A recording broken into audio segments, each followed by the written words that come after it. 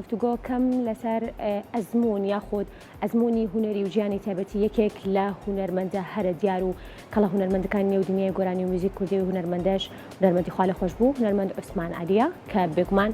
خاوەنی دەنگێکی زۆر تایبەت و چەندین گۆرانی زۆر تایبەتە و ناوازێ و زۆرینەی بەرهەمەکانیشی لەگەڵ تیپی مۆسیقای سلێمانی دیارەکاری لەگەڵ کوردون و پێشکەش بە گوێگرانی بڵین خۆی کردووە لە ئێستا یەکێک لە موزیسیانە هەرە دیارەکان کە زۆر بەڕێز عادل محەممەدە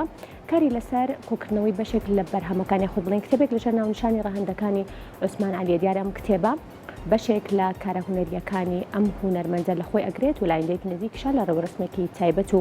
لە ڕێوەرسمێکی شایستە دیارە بڵاو کرد.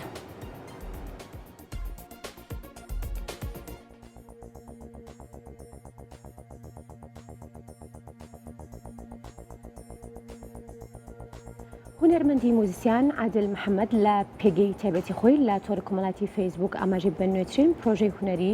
کە خۆی لە کتێبێکدا دەبینێتەوە بە ناوی ڕاهەندەکانی عوسمان عەلی. هوەرمەندی موزیسیان عادل محەممەد لە پۆستێکدا چاپبوونی کتێبەکەی ڕاگەیاند و سوپاسی هەموو ئەو کەسولانانەشی کردووە کە لە بە چاپگەیاندنی کتێبەکەدا هاوکاری بوون. ئاماژەی بۆش کردووە لایەندێکی نزیکدا لە مەراسیمێکی تایبەتە باوکاری تیپی مۆسیقای سلێمانی کتێبەکە دەکەوێتە بەریدەی خوێنەران.